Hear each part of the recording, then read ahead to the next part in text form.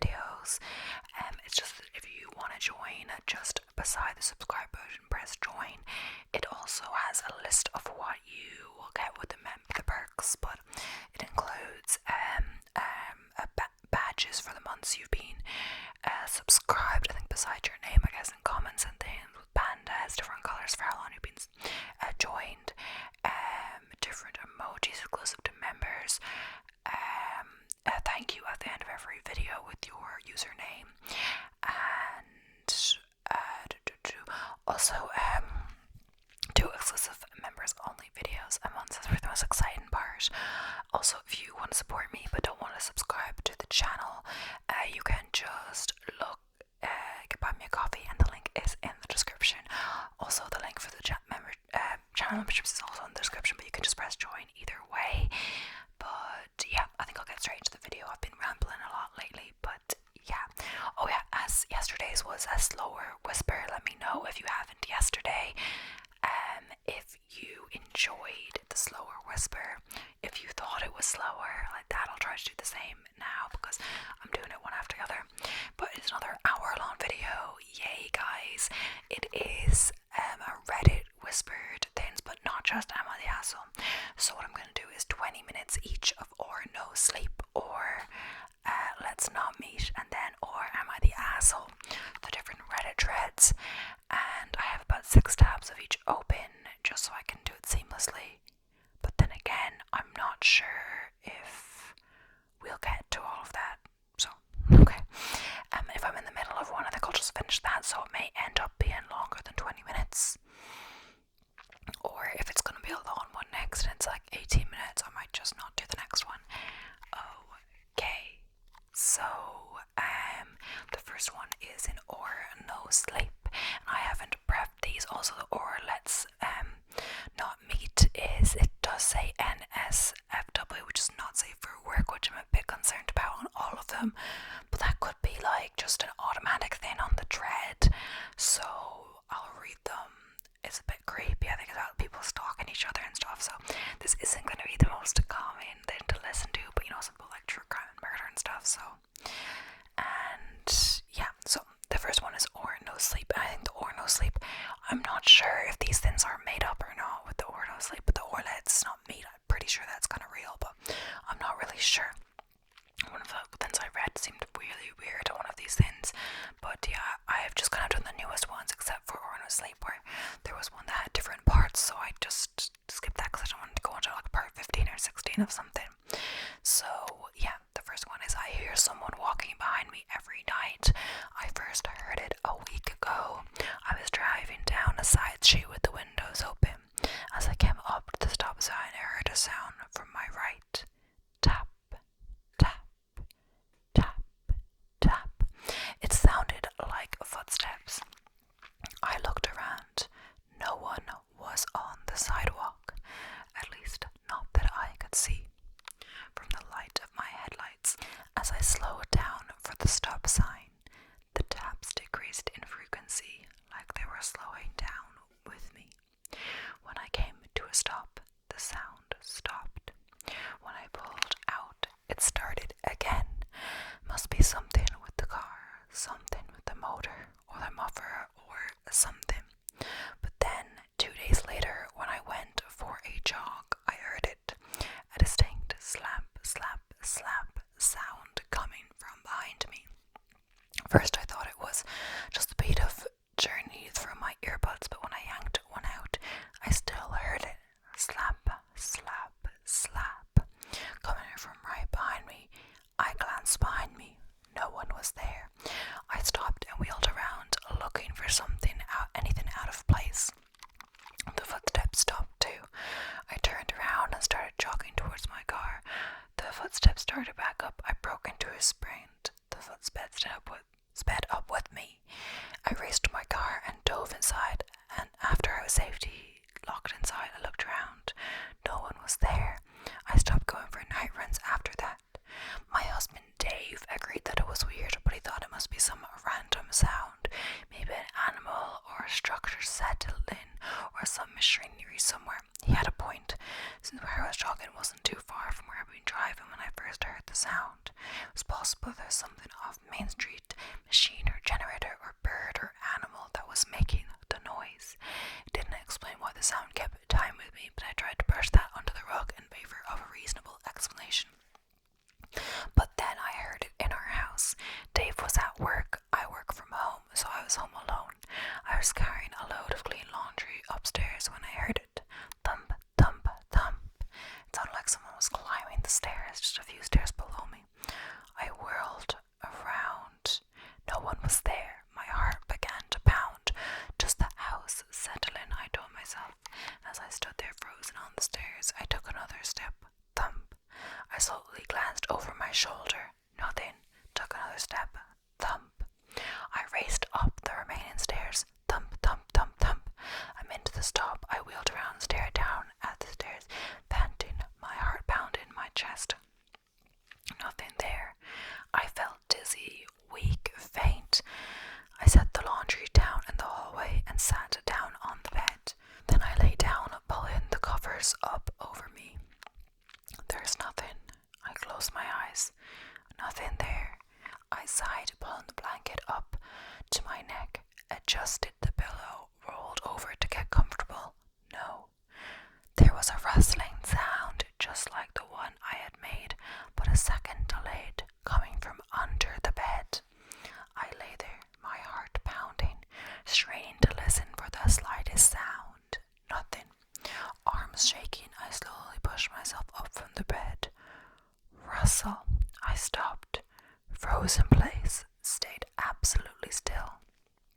The seconds stretched into minutes as I forced myself to breathe slowly, to stay calm. No one's there. It's just your imagination. I steeled myself, staring at the door.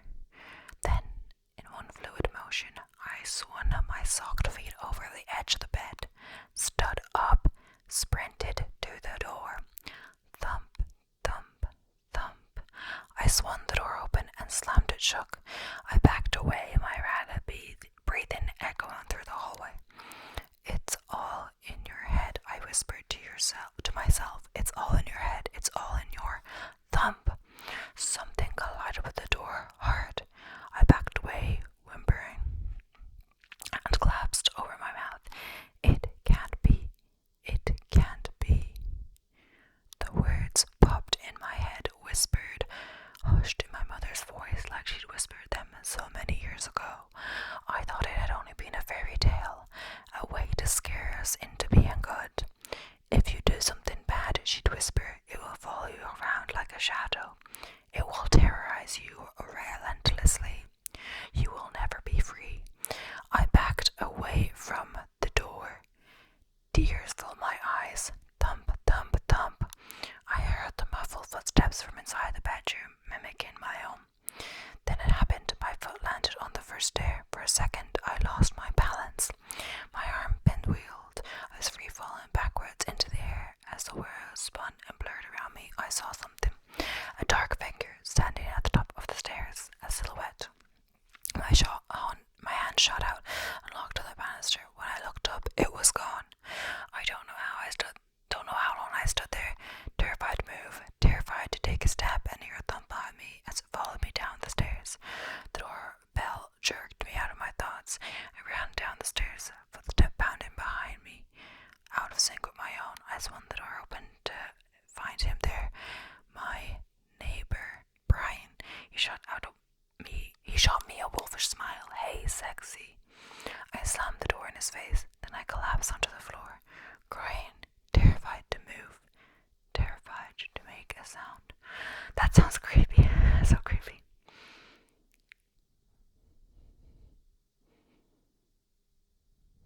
People are saying, gasp, what did you and Brian do together? So once I think the only way to get out of it is to tell your husband that you cheated on him with the neighbor. They're talking about her cheating with Brian.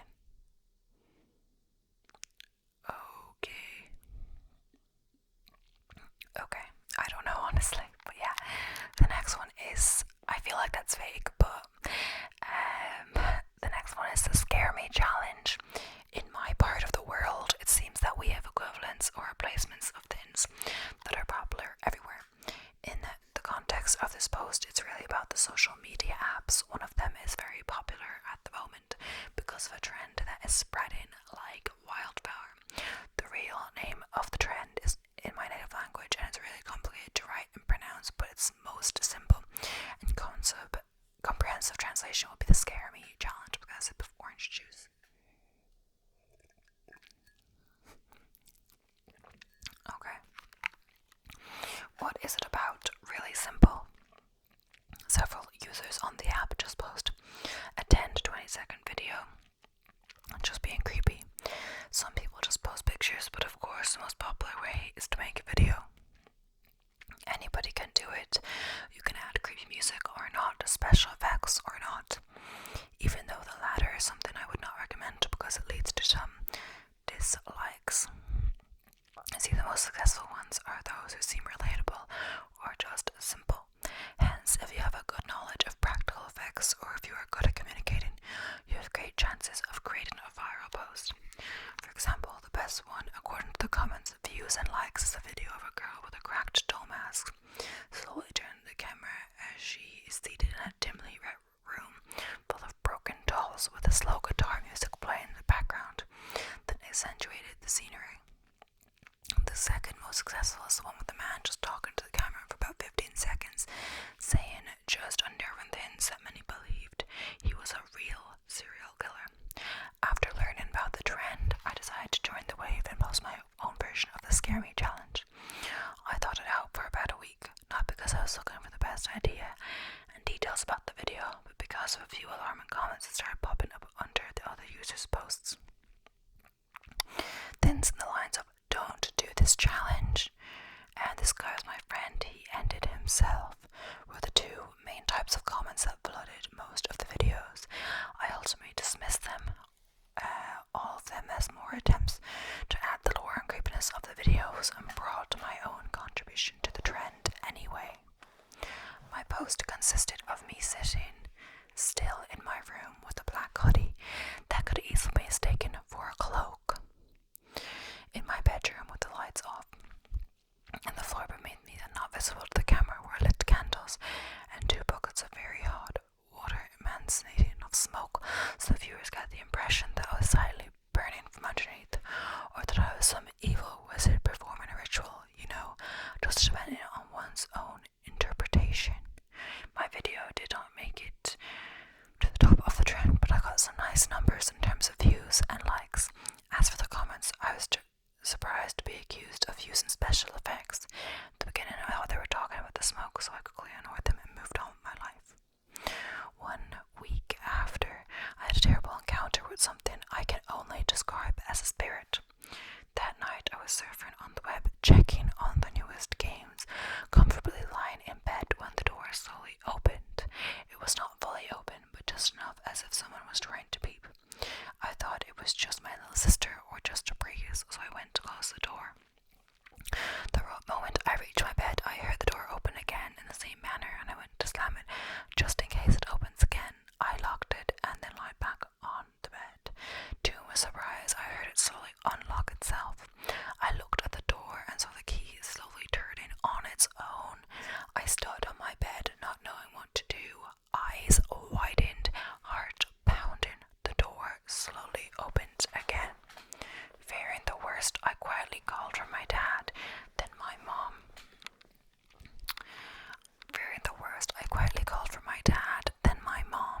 And then my little sister, somehow trying to convince myself that it was just them. Silence followed for at least 20 seconds while I stood there, waiting for something to happen as I started sweating in fear. Then, to the dark narrow opening, I saw a tiny yellow orb, which I believed to be an eye, slowly emerging from the right, as if someone, or rather something, was taking a look at me. I screamed for my parents while the yellow eye and its owner remained there, unfazed by the noise and the running footsteps of my dad. When he arrived me what was wrong, I answered him, pointing behind him, but the orb, or whatever it was that he also did not notice while rushing towards my room had just appeared. A few days later, my little sister started running away from me for reasons her 5-year-old self could not find words to explain. That the day that new behavior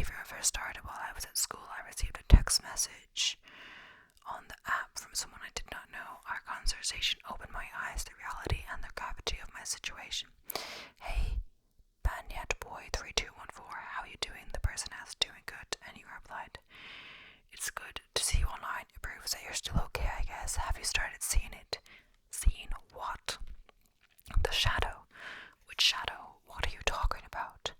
"The shadow in the videos, the transparent thing. It's in yours too. Didn't you read the comments on your post? People talking about the special effects." "I don't know if it's a prank or something, but I'm at school right now. I'll soon be in my next class." "Bro, you'll die if you ignored it. Don't just follow any trend. The thing is now following you and will manifest sooner or later." "Talk to you later. I have to go to my next class. Cheers." The words haunted me for the rest of the day. When I got home, I inspected my video again and the comments about me using special effects. I finally noticed that the emanating smoke seemed to be disrupted by something standing still behind me. I really thought that there was a rational explanation to that. I chose to do a little research about video editing and filters to manipulate the video. After a few hours of tutorial and video manipulation, I unveiled the nightmare I stepped into just by following the trend of the Scare Me challenge. The outline of a translucent, fairly tall and slim figure stood behind me. Most importantly, I recognized its tiny yellow eyes as it stared at the camera. Remembering the words of the stranger earlier, I tried the video manipulation techniques on the other users' post, especially most successful ones. My heart ceased to beat several times when I saw the same entity being present in the other videos as well. Most importantly, those users were offline for a long time, and according to the comments, they were either dead or nowhere to be found.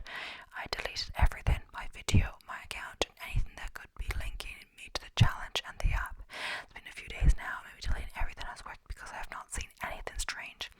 Since even though my little sister is still avoiding me, if anyone should not do the Scare Me challenge, I also strongly believe that nobody should even want to video about it, since a supernatural being stares at the camera. Do not think that it can also see you. My goal was just be part of a trend like any other youngster, but now I'm the one being scared to the core. Honestly, I'm texting this and do not even know if the shadow is standing right next to my bed, staring at me with its yellow or eyes.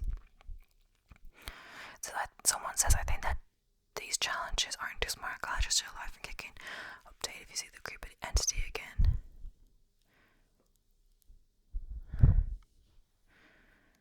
Now I have goosebumps. Yeah, it seems like not real, but yeah, okay, I think this will be the final one. I used to live in a cult that silenced women. Physically, literally, the women in that cult had their vocal cords cut with a special ceremony when they were 12. We lived in a remote community up in northern BC. It was a healthy, thriving community with orchards and mines, electricity and a small clinic, and even a tattoo parlor. The teachers and doctors had internet. It was beautiful and very peaceful. Everybody was well looked after with plenty of wonderful food and an outdoorsy lifestyle.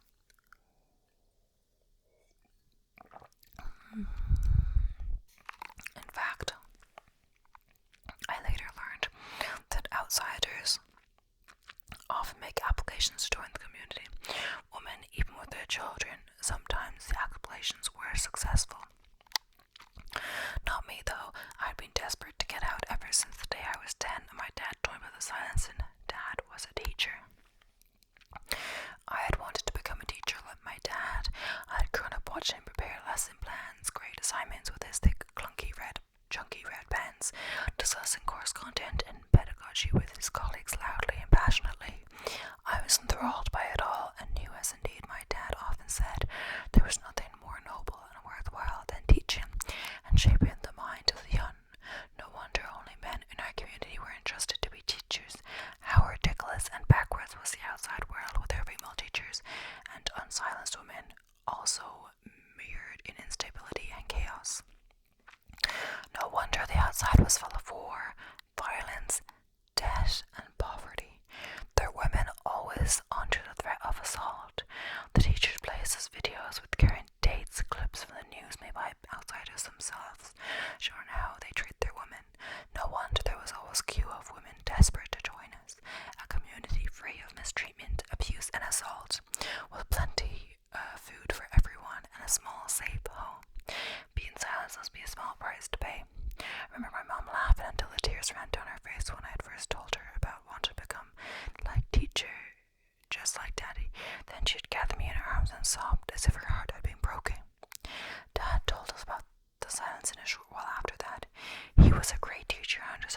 was necessary. Dad explained it all carefully. The history, the benefits to community, the evolution from a symbolic tattoo along the throat to an actual painless clinical procedure which disabled the vocal cords permanently. I was lucky I had a teacher dad who took the time to explain things so beautifully and clearly to me. Other girls would just get a notice from the clinic with the date and time of their silencing appointment. However, as Dad said, it was very important that it was taught correctly with proper context, otherwise it wouldn't be understood properly. That's why teaching was such an important job. Having a teacher dad had other benefits too. He had thrown me a silencing party most girls could only dream of, with amazing food imported from outside, dancing and singing. I had a gorgeous, floofy, glittery, lacy dress, also bought specifically from outside for the occasion, and all my friends had been so jealous that I shimmered through the day. I still remember that dress. But then it was over. Everyone went home. My silencing would take place tomorrow. I lay in the dark, unable to ignore the knot of fear that been tightening in me all day, well, all my life really, since the day Dad told me about the silencing. So I lay there thinking about the procedure tomorrow, which would permanently disable my vocal cords and silence me forever. The waves of fear breaking over me grew stronger. There was a light tap at my bedroom door. I raised my head and called softly, yes. The door opened. My mum glided quietly in. She was also dressed for bed, and despite the dark, the tattoo on her neck and throat was plainly visible. She had just chosen a plain line, as I would. Many silenced women chose elaborate designs of the neck tattoo they received after silences, but I wanted the same plain line across my neck as Mum had. She reached out for my hand. I whispered, Mom, I'm scared. She started typing on her iPad, which was always with her. Please don't be scared, Lisa. It's over so soon and doesn't hurt one bit. Just the tattoo afterwards, a little bit. I read the glowing words, then I said, Mom, I don't want to. I don't want to lose my voice. She looked so sad as she typed furiously. Eliza, your dad has explained why it's like this here. You've studied examples of societies which don't have silencing. You know how terrible and miserable they are. We are such a peaceful, orderly society since we started silencing women. You know that. Dad yelled loudly, Louisa, are you coming to bed? Mom bent down for one last hurried kiss and then left my room. I was alone with my fears again. I couldn't help thinking about the outside, where women chattered, gossiped, wheedled, manipulated men, and told stories, and yammered, and protested, and wanted this and that and the other. Dad said it was a disgrace, and one night maybe they would see the error on the ways and become like our community. But all these thoughts couldn't stop my fear for tomorrow and my silencing. Dark hours passed. I stared at the ceiling. I still remember those hours, heavy like glue, silent. Must have been 2 a.m. when I heard a faint tap-tap at my window. I sat up, put it aside my childish fears, and opened the curtain. And a woman who was behind the glass smiling at me. Her neck tattoo was clearly visible in the moonlight. Beautiful design of roses and thorns.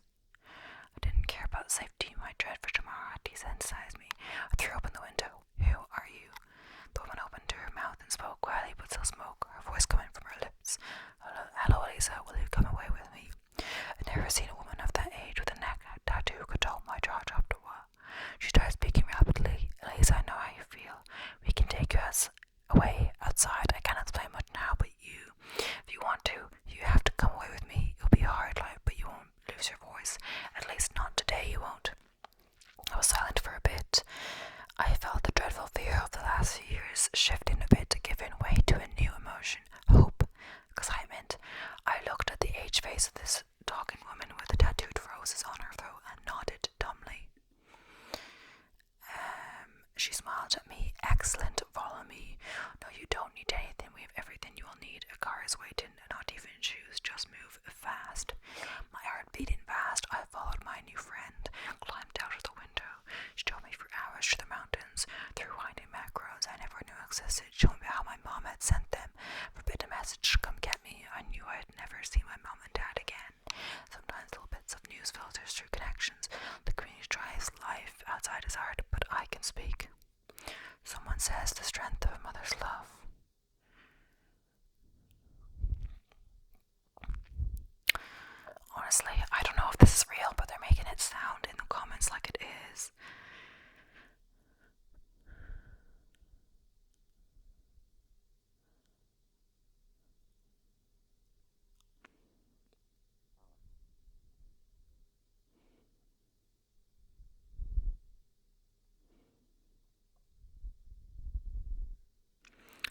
not sure. They make it seem like it's real. I really don't know, but yeah. Okay, so that was 3 things, and it's been over the time. So we're gonna move on to Let's Not Meet and do 20 minutes of that now. So I just have to take a note of when I have to change over to the next one. So I think at minute 12 on the other one. Yeah, okay. So I was followed for months by a man I met at the mall. So yeah, this is Or Let's Not Meet. I've never spoken on this, not even to my parents or anyone around me. I'm a 22-year-old male. This happened when I was 14, true, the age of 15. My friends and I would always hang out at the local mall during our free time. One day I had arrived earlier than my friends and was waiting at a seating area in the food court. There were a couple of couches around each other and was a common area for anyone to come sit. So I didn't really notice when a man came over and sat at a couch across from me. I was sitting on my phone and not paying attention until he spoke up and said something along the lines of, "Do you come here often?" I look up to see a man who is in his late 50s to 60s. I told him I often did.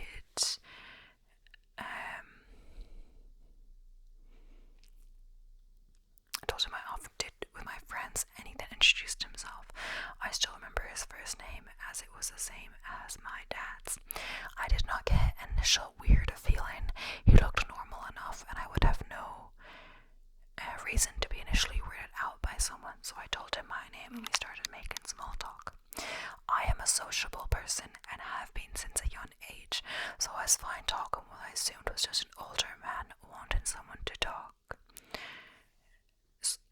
to someone. He started asking me things I like to do, that I enjoyed going out to the local lake and fishing and swimming. To which he said he went to the same lake every weekend and enjoyed fishing and swimming as well. I said I enjoyed making music, and he said he liked making music also. I told him I was an avid piano player, and he decidedly told me he had a piano at his house. There are a few other things I mentioned, and to everyone he said he enjoyed doing them also. It all felt normal right at first, but as we talked I kept getting a weirder and weirder feeling. It was almost like with everything he said he was trying to prove something and win me over. He said he had a boat at the lake and that we should go sometime. He even said that he lived right across the street from the mall, that I was welcome to stop by and play piano, even going as far as telling me the complex he lived in and how to get there from the mall. He even said if I'd like, I could go over that same day and play his piano. With every passing minute, it felt like he was trying harder and harder to get me to hang out with him. Talking with him honestly gave me the weirdest primitive instinct ever, like I was in the face of evil or bad intentions. After 5 to 10 minutes of talking with him, I lied and said my friends had arrived and I was going to find them. He somewhat sadly said okay and wished me well. A couple of weeks go by and my friends and I go to the mall once again. We were all walking through the mall, and out of the corner of my eyes, the same man and hoodie walking past us in the opposite direction. We locked eyes for a split second, and my heart immediately dropped. I didn't look back, and I honestly forgot about it not too soon after. But for the next 2 or so months, I would keep seeing him randomly at the mall. I kept brushing it off as a coincidence, as there are definitely regulars at the mall who come often, so I really did not think too much of seeing him, as he never spoke to me since the first day. I just occasionally see him and he'd be looking at me. I was naive and I had a semi-weird feeling anytime I saw him, but I just brushed it off until one day I went to the mall with my friends. We hung out for a few hours before all leaving and going home our separate ways. I get home and go into my room. No one else is home, and I was by myself for a couple hours. My mom gets home around 7 to 8 p.m. and comes into my room looking somewhat worried, asking if I noticed a guy outside. I said no. She then showed me her phone. We have 2 cameras, one in the front of the house and one in the back. About 20 minutes after I got home, someone approached our house. We lived off a very busy street and our front wall blocks the car park or anything, just a man walking up to our house from the street. The camera was located near our front door, looking out to the driveway. So as he got closer, I realized it was the same man who I'd always seen at the mall. I immediately felt sick to my stomach. He came and looked through the front door glass. He walked over to the side of our house near our driveway and left the view of the camera. I remember there was nothing on the back camera, so he had to have stayed with the side of our house for a bit. My room was not located over there, so I have no idea what he could have been doing. He then came back around and looked through the front door again before walking away. I don't know if I was just too embarrassed or scared to say anything, but I said I did not notice and didn't know who that was. My mum found it weird that he was looking in our house, but I said it could have been a homeless or a druggie because he lived off a busy street with a bus stop right in front of our house, so we just went with that. My dad added more security cameras after this to deter people. I never admitted to seeing him before, but after he showed up to my house, it was confirmed to me he was following me around. I don't know what his intentions were. He never came back to the house. We moved to a different part of the city not too long after, and I was too far to go to the mall again. I have not seen him since and wish to never again. It sounds like a total stalker. It's weird how our minds try to trick us into thinking a situation is harmless than what it really is. It's good he moved away, but the downside is that creep likely ended up stalking someone else. Hopefully he got caught. And yeah. So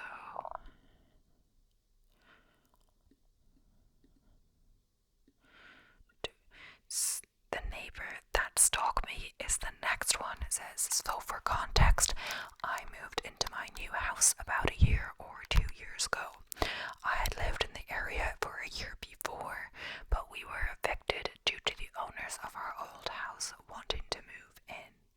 I'm a young female, still living with my family, which makes the story even more weird and pedo-y. When you look out my window, you see my fence and then a house. They're up on a small hill, so the fence does not block anything.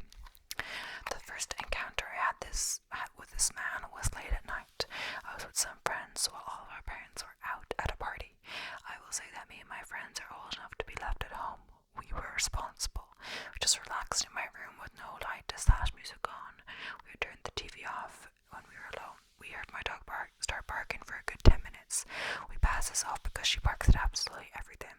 I'm talking birds on the power line, bug on the front porch, anything that moves, pretty much.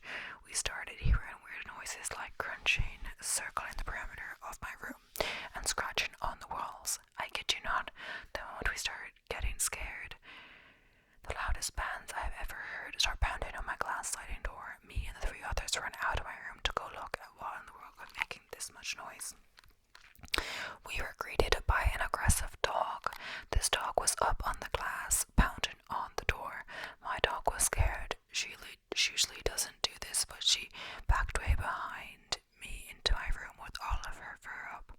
Then we see a man dressed all in black standing at the door. We were all standing perfectly still as my friend's flight response went off, and just as he jumped to lock the door, the man reached for it too. My friend yelled, "What are you doing here? Who are you?" He responded with a simple, "I don't know," and walked off with his dog, who was on a leash. When our parents got back, we told him about him. They asked us why we didn't call him. Truthfully, I know we should have, but I didn't want to ruin my mum's birthday party. I have learned from this. 2 days later, my mum confronted our neighbour who was mowing the lawn. He said that it was in fact him and his dog had run into our gate, and he got the dog back. He said he meant to come and talk to her earlier about it, but didn't. I thought it was a normal story until I thought back to that night.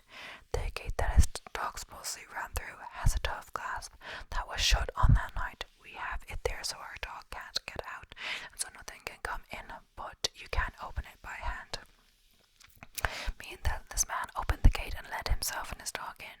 My theory is that he heard the music stop and didn't see lights from his house, so he decided that he was going to come, and I don't know, rob us.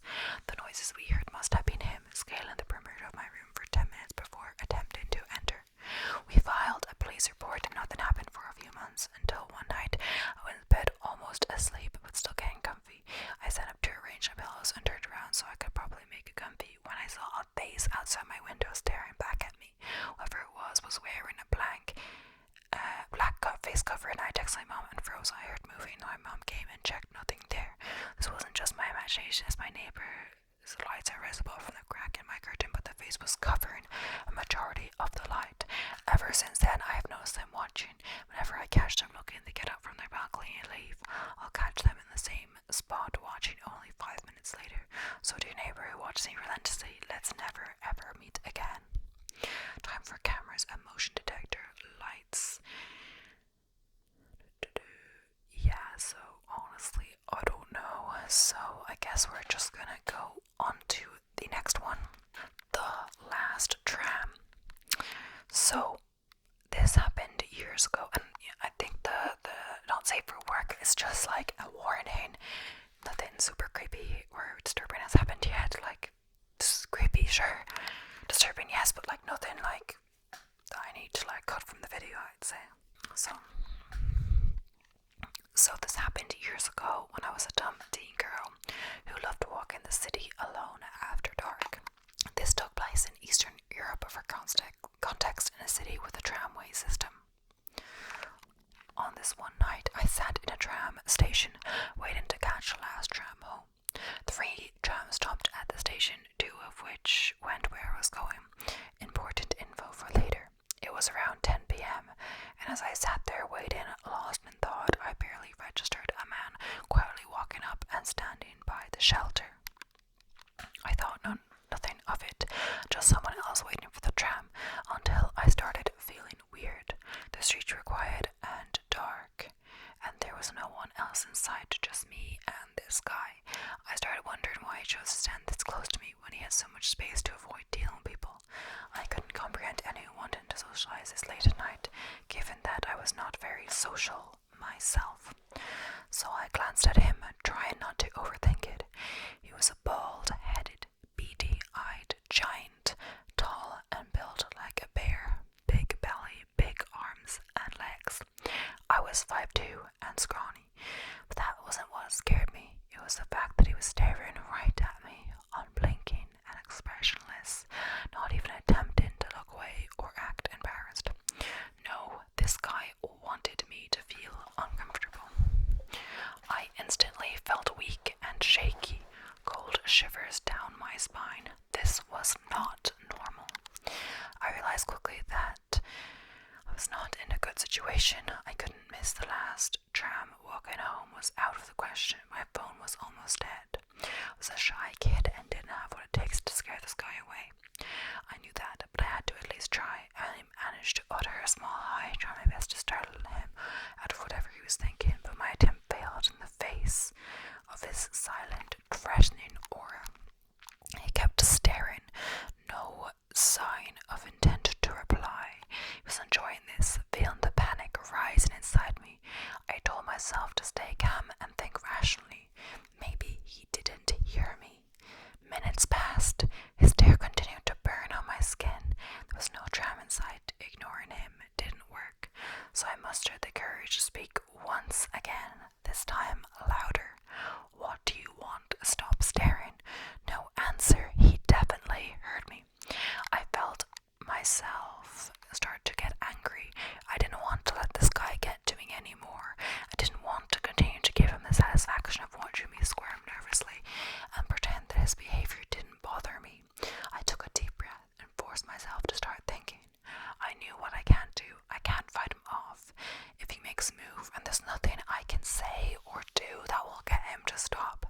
I didn't know what his intentions were, but I knew they weren't good. If I tried to walk away, he would probably follow.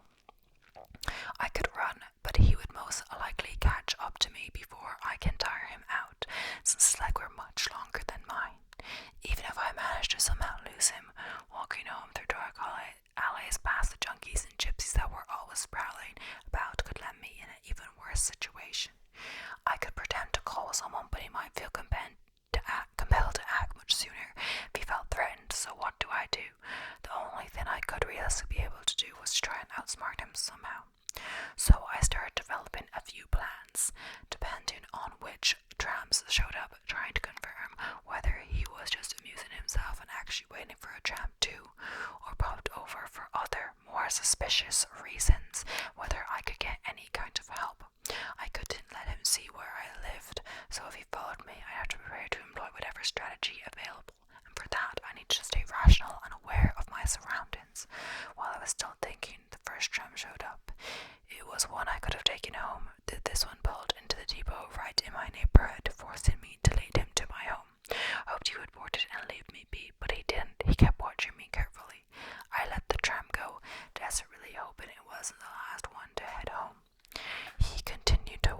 sensed that he was quite happy with how things were. I put up with it for another 15 minutes, trying to focus on another plan of action. I could now pretend that I needed the other tram, the one going to a different area of the city, and just ride it to the next station, get off as soon as possible so I don't end up too far and miss the tram I need. The tram showed up next. My heart in my throat. I boarded it and sat down by the door. He got on too, but sat himself in the back pretty far from where I was. I let out a sigh of relief, thinking this might still go well. When the tram reached the next station, I got up and got out, not looking bad, hoping it was all over. But when I stepped on the pavement, I watched the tram drive away. I couldn't see him in it. I turned my head slowly and was terrified to see him walking towards me, looking slightly pissed off. He stopped just a few steps away and resumed staring, this time with a clear hint of malice, still in silence. My vision blurred as I fought back tears of despair. He was not going to let me go. The helplessness I felt was unbearable, but I couldn't cry. I couldn't give up. I had to find a way. I had to get home tonight. The prospect of what might happen to me anytime now, if I didn't, was becoming too real. My head was full of unanswered questions, regrets, and horrible scenarios. I wanted badly to not have to think anymore, to not have to fight back the tears and stay composed, but I knew this would be his cue to enact whatever fucked up plan he had in mind. I couldn't let that happen. Then I saw the final tram approach, the one I could take now, and got on quickly as my trembling legs would allow me. When I was in bright lights enveloping me, my mind snapped out of its nightmare spiral of fear, allowed me a moment of clarity. I had 3 stops to figure this out. I sat down at the front and looked at the driver. He was a frail old man, blissfully unaware of my distress. Getting the driver's attention was a no-go. We passed one stop. There was no one else waiting to come aboard. I turned around, fully expecting to see the cycle would follow me again. But I did not expect him to be sitting right behind me. He was not taking any chances. He was making sure I wouldn't try anything like last time. I shot him a hateful glare and allowed my anger to overcome my fear. I stood up and purposely walked over to another seat in the middle of the tram car. I wanted to make it clear I will not put up with this BS any longer. He got up too and slowly walked up to the spot 2 seats behind me and diagonally from me, then sat down with the tiniest arrogant grin on his face, already expecting it. I shot up and stood by the middle door instead, determined to keep him on his toes. As I arrived by the door, he won't have any idea which station I planned to get off at. Remained where he was, convinced that I was bluffing. After all, this was really the last tram. There was nothing else I could possibly do to escape. He must have reckoned so my defiance was just a funny act to him. This was my chance. I had to take the risk. It had to work. There were 3 doors in the tram. They all opened and closed at the same time and stayed open for around 5 seconds before closing again. If no buttons were pressed or people detected on the threshold. The next stop, the only one left before mine came into view. The tram slowed down to a stop with the doors open. I made no move. 5 long seconds passed. The door started to close. I bolted out and ran for it, matching the back door, reaching the back door as fast as I could and slamming the button to open it again. My whole body tense with adrenaline. I waited a long, painful second and jumped back in, keeping my head low.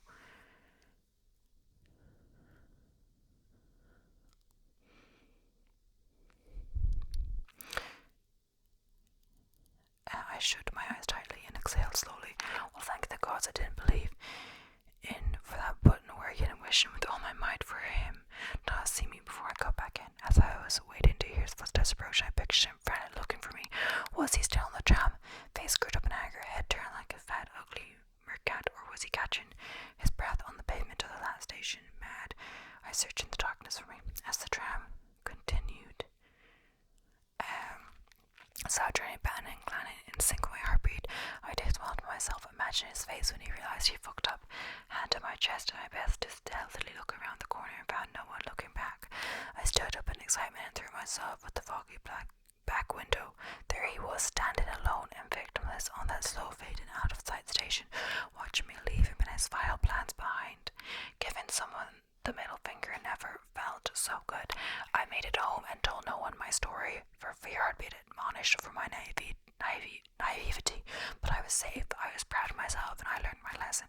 Creepy stranger, I hope the events of that day taught you to not underestimate girls, prevent you becoming a criminal for the rest of your life. Let's never meet again.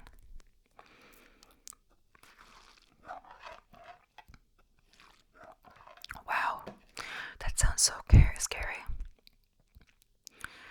Okay, so we are moving on to the final section. It's Am I the Asshole? Crowd favorite, or not always, but yes. So, the last 20 minutes, let's get into it.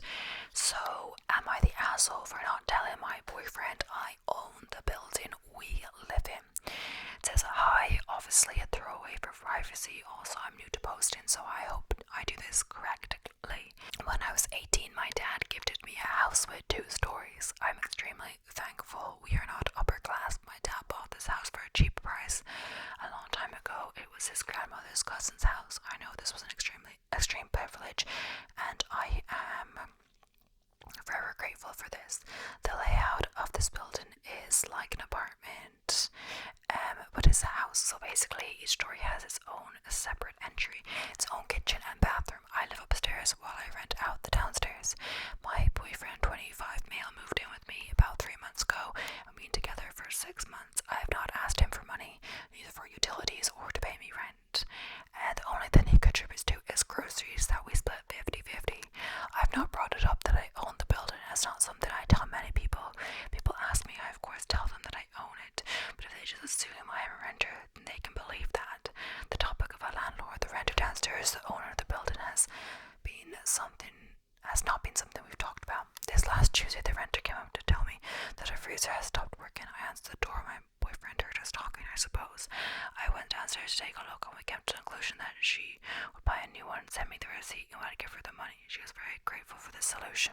When upstairs, my boyfriend asked if it could be fixed. I told him no, but she was going to buy a new one. I would pay for it. He looked at me like I was crazy and asked me why the hell I'd pay for her freezer. I told him that because I'm her landlord and the freezer was there when she started renting, I would stand for the cost. He just asked me if I was serious, to which I said I was. He began screaming at me, asking him what the hell I would hold this information from him and that I was an evil person. I said I was sorry for not telling him, but I did not think that it would matter. He said he could not believe that he was together with someone who is a landlord, that all of us just use people for money. The only thing we people care about is money.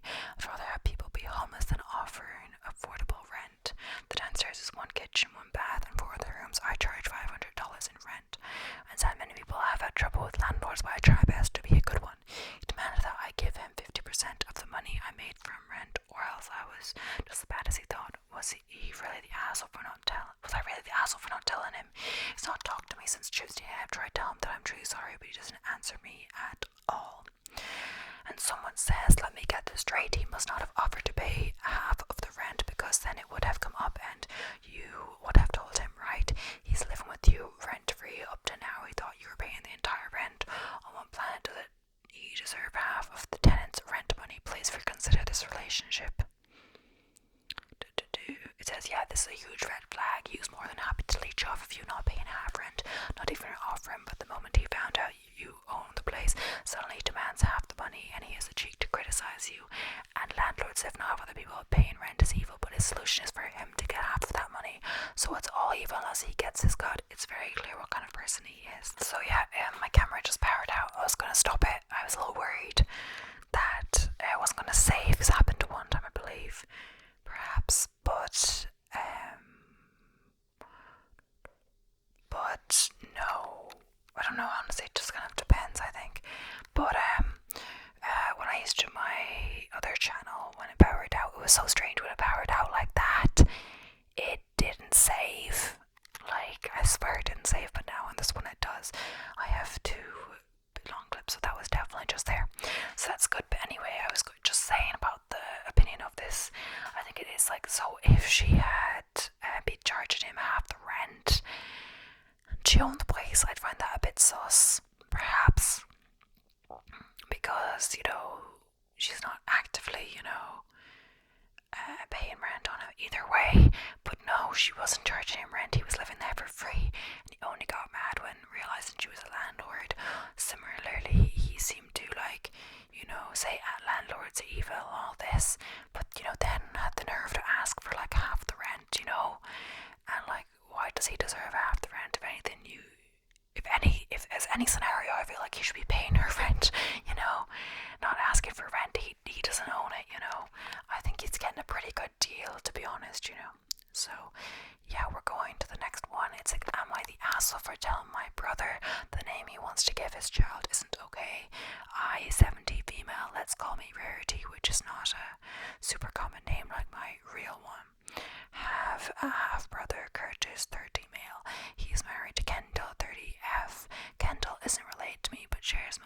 last name. But I hope Kendall isn't related to her if the other guys are half brother and they're married. But anyway, Kendall isn't related to me, but shares my last name. My brother changed his name to her last name when they wed. This wasn't weird, as his last name was one he had been teased for when he was younger. And he and I are close, so it was still a family name that way too. Kendall is now in her third trimester of pregnancy to a baby F. They announced they want to name the baby Rarity. I wasn't thrilled about it. I thought that sounded like it could be confusing or something. I asked about it and if they plan on calling the baby something else, like a nickname or middle name. They said they were giving her the same middle name as me and that it would likely be obvious who is being talked about, and if not, they would add the word baby in front of it. I think this is super weird and don't like it. My parents think it is sweet. I tried to express my dislike for it, but everyone is just upset with me for being unsupported. Edit, I did ask why, and they say it's a pretty name. My brother says he hopes baby will be just like me. I also have directly asked if the name was like for me or something. They said no. Is it not the asshole? It's weird to insist on naming a baby after someone who asked you not to. Especially weird to copy the middle name as well. Definitely keep asking them to change at least the middle name. It will make it clear that if they name the baby Rarity, you will call her Ray or TT or something. Usually I'm against unapproved baby nicknames, but they used your name without approval, so it's only fair. I think having a baby named after you should be meant as honor and a gift, and gift recipients are never obligated to accept a gift that would actually bother or hurt them or make their life more difficult. And the baby name isn't meant to honor you, they're just copying it because they like it. That's even worse. If they just happen to like the name Rarity and it's a coincidence that it's also your name, that's one thing. But this is obviously not a coincidence since they copied the middle name too. Yeah.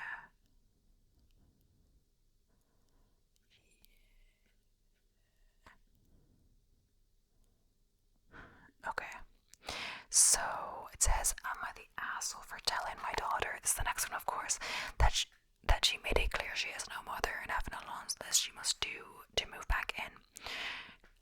Says, I will keep the background short. I divorced my ex-husband when my daughter Maria was 10. I got the house but was a stay-at-home mom, so I had trouble making ends meet. So lots of budgeting after I got a job in my field again. My ex didn't have this problem and could spoil her. He spoiled her rotten and it really affected our relationship. I would tell her I can't afford to get her $1,000 laptop and it would cause a huge argument about her dad is better. Tried to get her a job. Argument happened when she was 17. She started to drop from high school. I told her no. She told me it was her life and she can do what she wants. Another argument. She left to live with her dad permanently. I tried to contact her multiple times, but she told me I wasn't her mother anymore and to leave her alone.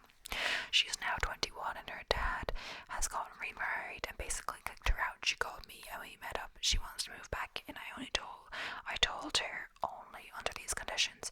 She needs to get her GED. She needs to be working at a job at least 25 plus hours a week. She's looking into what career will be and either go to a trade school or college. She won't need to pay rent, but needs to buy her own stuff like clothes and personal items. She should contribute to the shared areas chores. She would refuse to do them as a kid. Finally, no partying lifestyle. She needs to focus on getting her life together, not going out, but every night like she used to, save it for the weekend. She called me a crazy jerk and that I'm a shit mother. I informed her that she made it clear she has no mother. She stormed out. I'm getting texts. Yeah. Personally, I'd say not the asshole, but yeah, I'll read some. Not the asshole. Those are completely reasonable requests, beyond reasonable. Even you wouldn't be out of line to ask for bills or contributions to household expenses. She's right. It's her life and she can live it how she wants.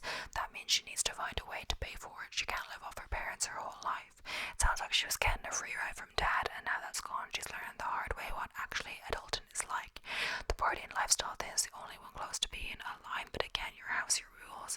It's clearly very for you to not want your roommate coming home drunk or at 2 a.m. every morning being loud and disruptive. If she wants to go out every night, let her find her own place or roommates who are up to that.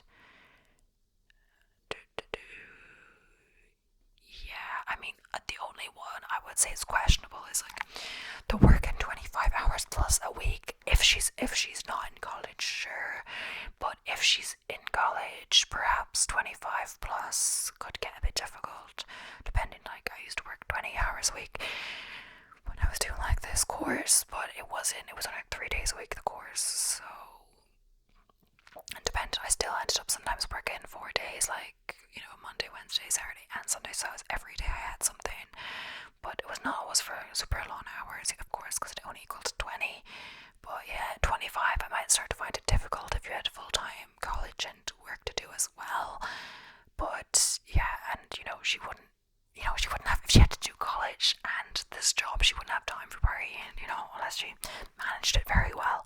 But then again, it doesn't say no partying, it says save it for the weekend, that's not unreasonable, I guess. It's different. It's as a roommate versus like parent. It's like they're still kind of parenting you, I guess, but like, I'd say if she were to pay rent, I feel like she wouldn't have as much, she would have more say because she's paying for the place as well, or paying for privileges. But if she's not, then she doesn't have as much of a say, I guess. And it's kind of generous of mom to say no rent as well. So let me see which is next. Okay, I want to do this one. It's not necessarily the next one, but I'm putting it as the next one. So am I the asshole for saying what I said to my sister because her and my wife are leaving me out of their trip and expecting me to pay the bills while they are gone? I, 29 male, and my wife, 27 female, moved into my sister's 31 female house about 8 months ago when I lost my job against my will.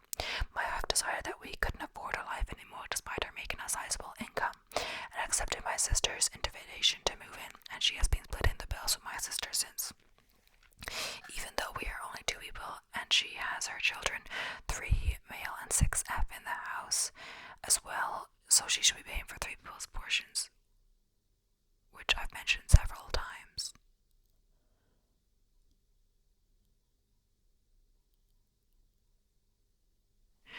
Yesterday they told me that in December they are going on vacation for 2 weeks. My wife, my sister kids, and my sister's boyfriend. When I questioned why I wasn't invited, my sister rolled her eyes passive-aggressively as always, and my wife said that since I didn't have a form of income that I wouldn't be able to afford it, but they know that if I had enough time in advance I could have lent money from my mother, which is why I suspect they haven't told me sooner, but they say they just decided. I told them it's completely unfair to go on a trip now that I have no money and never before when I could have come too. My sister loudly, I assume to embarrass me, this was in the front yard, implied I wasn't trying hard enough to get a job, even though I've been trying, and even louder told me not to go begging to mom. My mother doesn't mind lending me money. She says she doesn't even worry about it, and they left it to now because she doesn't make a lot, so I need to borrow that much. I need to let her know a couple months in advance. I asked my wife if I could get some help from her, if I could get the plane ticket covered by my mother, and she insisted she couldn't despite her large savings account. It was over 10k last year, so now I'm thinking they just don't want me there, and I got upset, and here's what, I may be the asshole. I said maybe if she wasn't covering half the bills, my sister is now paying appropriately for her children's power and water usage, she'd have the extra. My sister blew up and screamed at me for what was probably minutes, called me a loser and a bum, and many other hurtful things, instead of angry about who's using what, I can pay the bills for the 2 weeks they are gone. So I mean, obviously not having the income too. My wife said I was out of line, and I do feel as if I may have somewhat overreacted, but am I the asshole? And then there's an edit. My other post was entirely unrelated, but obviously my wife was not sleeping in the same bed at the spare room, as she doesn't like when I drink, and I swear my mom really doesn't mind. She's on my side here too. But the money question's moving in. My sister saves about $1,400 a month as she owns her house, and we don't have to pay her rent. I do some chores, mowing the lawn in the summer and shoveling the winter once a week in exchange for the food I consume. As my sister puts it, I lost a job due to not get along with my managers and co-workers, not entirely my fault.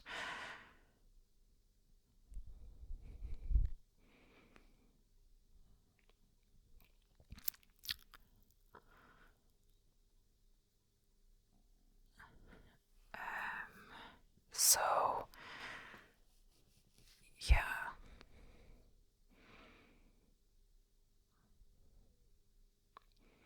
Yeah, I don't really know what it says. You're the asshole based off this story and your post history.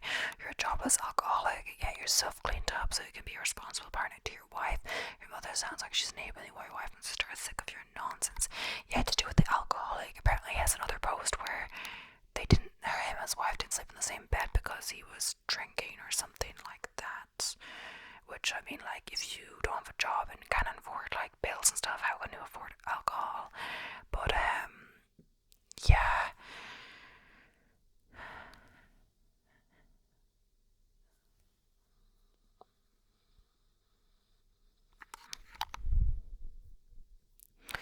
But some people are saying that only 10k in savings is a lot because, you know, to get 10k in savings, it's not simply about earning 10k, it's of course putting that aside after all of your other expenses are covered. But, yeah, I mean, I guess the wife could have helped with her 10k in savings, so maybe she wanted to save that for emergencies.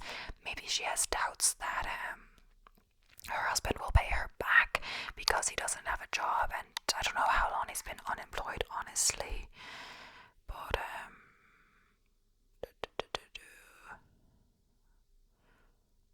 8 months ago, yeah. So people are saying that, you know, any job is better than no job. So in the meantime, you could get like a retail job or a service industry job or something like that, perhaps to tide him over, or probably work online or do some freelance or something like this as well. But yeah, I mean, they should have at least said something, perhaps, you know. It's a bit weird, and it's like his sister, it's not her sister, right? It's his sister and the wife and his wife, so it's a bit weird. But I don't know, honestly. But yeah,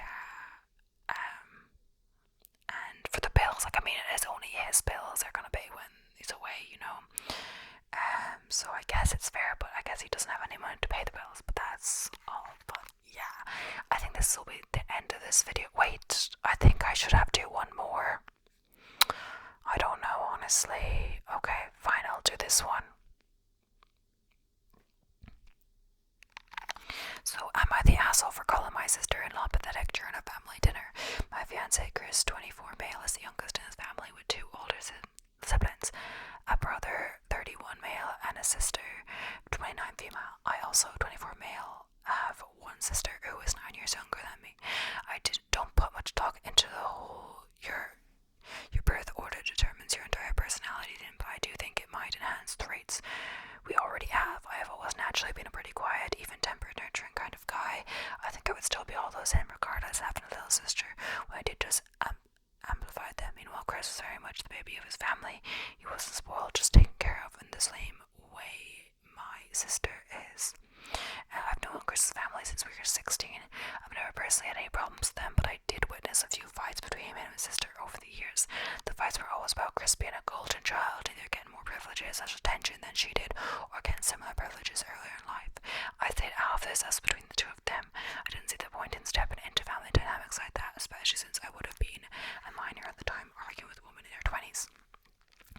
This past Thursday night, we left on a weekend trip with his family. We left pretty late Thursday. We had already been driving for a few hours, and Chris gets hot and still uncomfortable pretty easily, so he wasn't feeling too great. His dad went through a drive-thru, and as we were sitting in the parking lot eating, I asked if there was anything I could do to make him more comfortable. He'd forgotten to unbuckle his own seatbelt, so I did it for him and just told him to relax and enjoy his food. His sister made some comment about him getting called by, took it as a joke and brushed past it. Fast forward to last night, we were out at dinner. I was uncharacteristically warm in the little restaurant we chose. Chris had worn a hoodie with nothing underneath it while I was wearing t-shirts, so we went into the bathroom to switch. It wasn't a big deal until when we sat back down. I said, "Looks like you're still getting the golden boy treatment." I'm usually not a confrontational person, but I was annoyed enough by the multiple comments. I said, "It's a little pathetic that you're almost 30 and you're still rehashing the same argument to have when Chris and I were 16 years old." She ended up going to wait in the car when we finished our meal. It's been tense since then. While no one has brought it up, I'm not sure if I overstepped. Am I the asshole? Was this added? The 2 examples I gave are not regular occurrences. As I said in a comment to me, these are just instances of me being considerate of my significant other. Acts of service is big for me when it comes to expressing my love. He does the same for me, as we all should be doing for our partners. So let's see if Chris knows he gets hot. Why isn't he Larry? And you obviously love him, but from an outside perspective, he does seem a bit coddled from the 2 examples you gave. It says, yeah, I guess not wear the sweater, or he could have wear a t-shirt on the sweater so he could take it off. Because obviously he couldn't, there was no t-shirt on the sweater, so he couldn't just, like, you know, be shirtless in the restaurant. But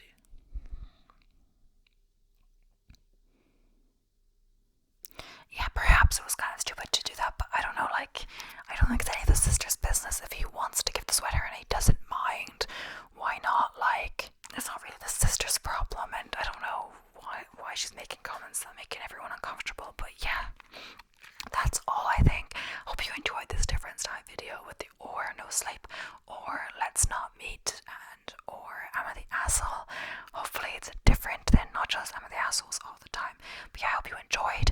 I'm done with whispering for now since this is my second video, so I've done 2 hours of whispering because they were both hour-long videos. But yeah, thank you so much for watching.